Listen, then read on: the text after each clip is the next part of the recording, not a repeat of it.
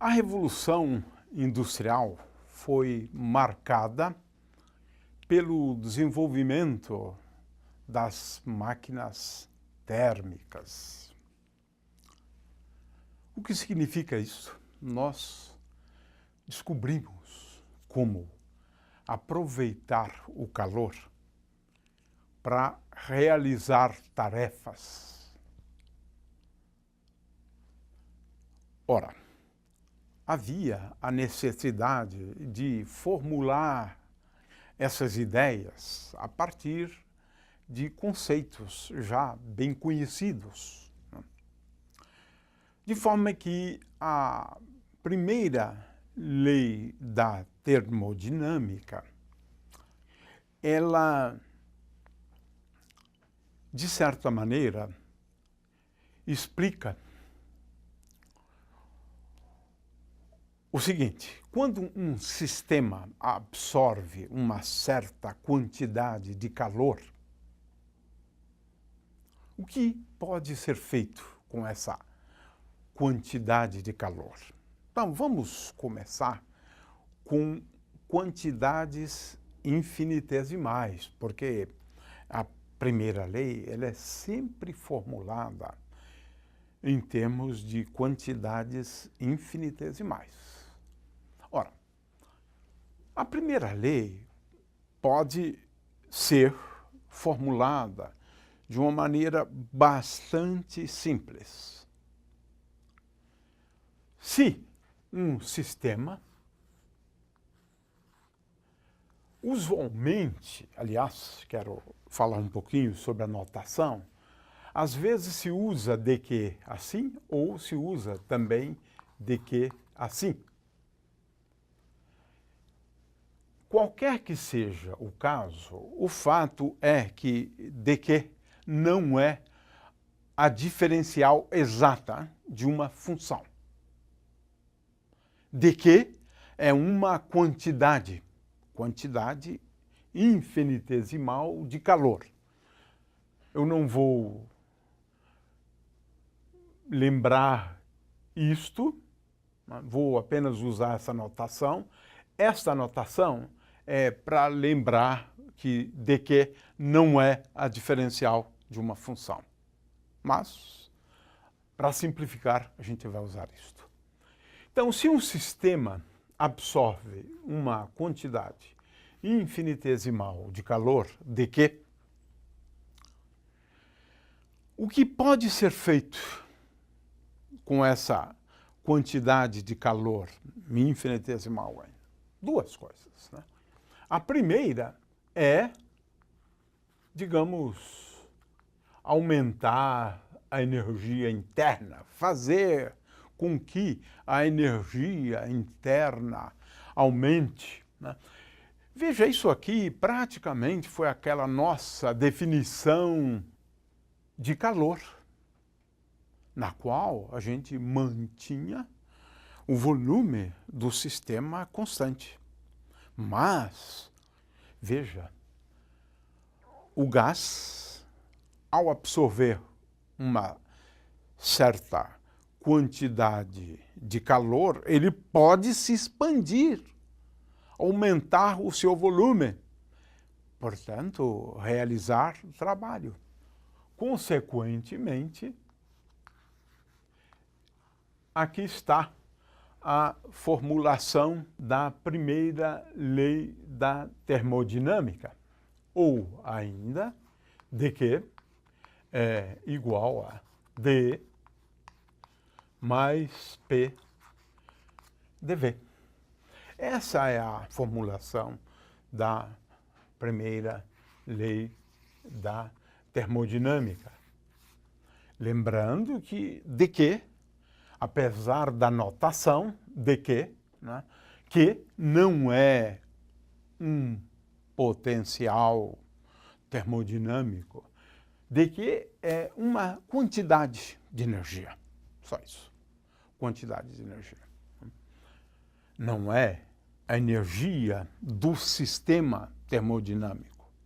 É a quantidade de calor absorvido ou cedido pelo sistema termodinâmico. De forma que uma certa quantidade de calor fornecida a um sistema vai levar a uma variação da energia interna do sistema e também pode fazer com que o gás se expanda. E essa é a grande utilidade, na realidade, do calor para movimentar as máquinas térmicas. É a expansão do gás que movimenta as máquinas. De forma que a primeira lei da termodinâmica apenas explica isto. Calor absorvido pode ser utilizado para aumentar a energia, para fazer um gás se expandir, realizando trabalho. É isto. Na realidade, pode ser também entendido de uma outra forma. Calor é energia. E como sendo a energia, ela pode expandir um gás, realizando o trabalho ou variando energia interna. Esta é a formulação usual, né, da primeira lei da termodinâmica. No entanto, para o que segue, a gente procura formular esta primeira lei de uma forma um pouquinho só diferente. Por quê? O que a gente gostaria, né, é de expressar, né, qual é o efeito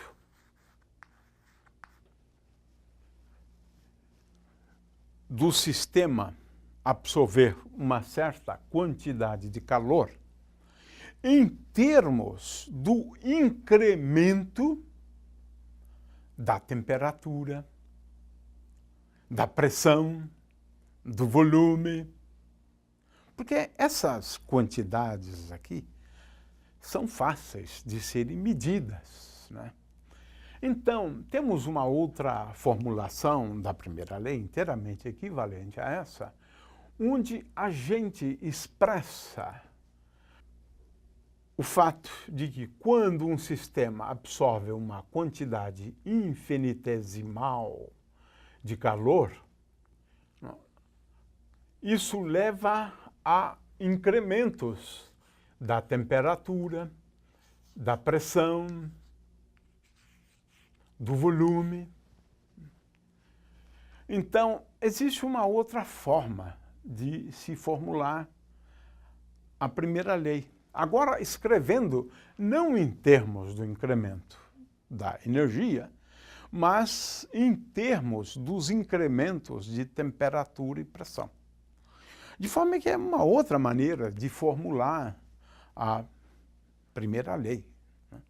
Porque agora não estou falando de incremento de energia, por exemplo, estou falando de incremento de temperatura. Vamos então começar, né, falando do incremento de temperatura, por exemplo. Ora,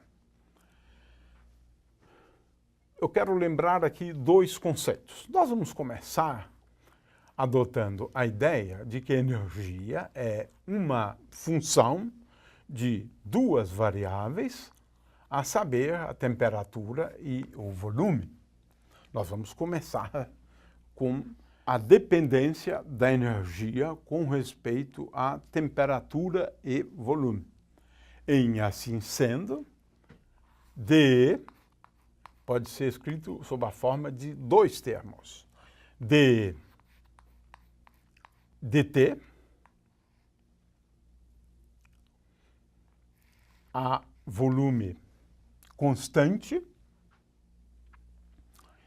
vezes dt mais dV a temperatura constante vezes dV. Ora, partindo desse pressuposto, nós temos a seguinte expressão, é uma outra formulação, né, para a primeira lei, né, de que é igual a dE dt a volume calculado, essa derivada mantendo o volume constante, vezes dt, mas agora eu tenho dE dV, a temperatura constante, mas eu tinha aqui o P, consequentemente, mais dE dV, a temperatura constante, mais agora a pressão vezes dV. Ou seja, essa é uma outra maneira de formular a primeira lei. Se o sistema absorve uma certa quantidade de calor, então haverá um incremento de temperatura, dt. E um incremento do volume também. As duas coisas são possíveis, né? Claro que eu posso ter uma transformação, um processo no qual o volume seja constante. Isso é uma possibilidade. Mas veja que agora aqui eu tenho coeficientes, né? Claro que esses coeficientes aqui dependem, sim, da energia, de como eu expresso a energia em função da temperatura e do volume. Agora sim, isso aí depende do sistema considerado. E calcular a dependência da energia com a temperatura e com o volume é fácil só em alguns casos. Só em alguns casos. Mas aqui a gente admite, né, que a gente tenha condições de calcular a dependência da energia com a temperatura, né, e com o volume, de forma que, em princípio, eu tenho aqui uma outra maneira, uma outra expressão. E essa expressão, ela é interessante, porque, veja, ela é muito prática, na realidade. Ela é muito prática. Por quê? Veja, se o sistema absorve uma certa quantidade de calor, nós vamos falar nisso daqui a pouco, né? Então, determinando a variação de temperaturas, né, a partir desta expressão, eu posso, em princípio, determinar dE, dt a volume constante. Já é uma grande coisa. Eu posso medir, pelo menos, essa taxa de variação da energia. Medindo o quê? Ou estabelecendo uma relação entre o calor e a temperatura, por exemplo. De forma que isso é muito prático, né? Vamos ver que isso está relacionado a medidas do calor específico, né? E calor específico é uma coisa que você pode efetivamente medir. Então, aqui eu tenho uma formulação da primeira lei da termodinâmica, de tal maneira a fazer um uso prático, né, desta lei. Mas veja que agora eu não estou relacionando dQ com DE, né? Eu estou relacionando dQ com incrementos, né, da temperatura e do volume. Muito bem. Então, esta aqui é uma forma, né, de enunciar, uma outra forma de enunciar. Mas eu tenho outras alternativas, né? E para introduzir essas outras alternativas, é importante entender, né, que eu tenho uma equação de estado e que me permite, eventualmente, determinar, teoricamente, com certeza absoluta, né? Eu tenho aqui uma função de g, t e v, vamos escrever assim, uma relação conhecida como equação de estado, de forma que, em princípio, eu posso determinar, por exemplo, a temperatura como função de P e V, em princípio, e, portanto, também em princípio, eu posso escrever uma expressão para energia, em princípio, em função de P e V, claro. Na realidade, eu sempre posso utilizar duas dessas três variáveis, porque elas não são independentes. Eu posso determinar T como função de P e V e, consequentemente, a energia passa a ser função de P e V. Consequentemente, nestas circunstâncias, dE se escreve da seguinte forma: dE é igual a dE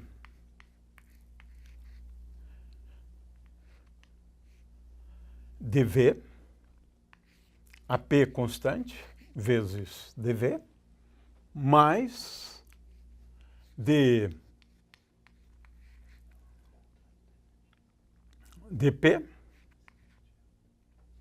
a V constante, vezes dP.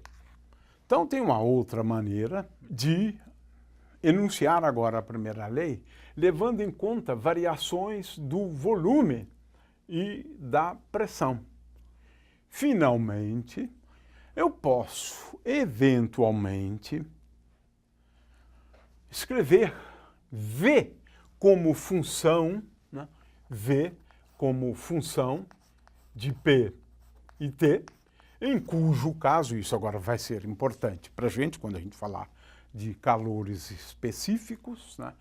De capacidade térmica, de calor específico molar e assim por diante. Nesse caso, agora a gente está admitindo que a energia vai ser escrita, né, em função de T e P. Ora, isto faz com que dE possa ser escrito como dE dt, a pressão constante, vezes dt, mais dE dP, a temperatura constante, vezes dP. Ou seja, eu tenho várias formas de escrever dele, em termos de derivadas parciais da energia com respeito à temperatura, mantendo a pressão constante, mantendo o volume constante, da derivada parcial da energia com respeito à pressão, mantendo a temperatura constante ou mantendo o volume constante.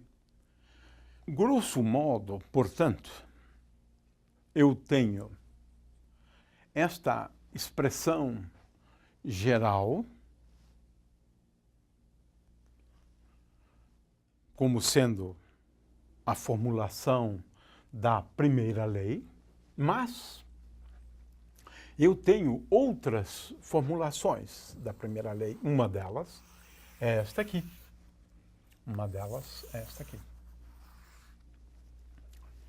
Ou seja, eu escrevo de que em termos de incrementos da temperatura, do volume, em termos de incrementos do volume e da pressão, ou em termos dos incrementos da temperatura e da pressão. Ou seja, eu tenho três combinações possíveis.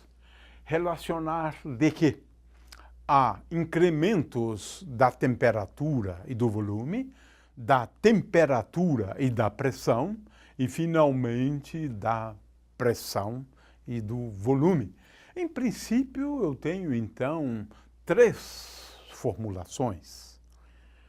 Em termos de incrementos, lembrando que a gente está sempre pensando em duas variáveis independentes e que eu possa escolher qualquer uma dessas variáveis como sendo as variáveis independentes.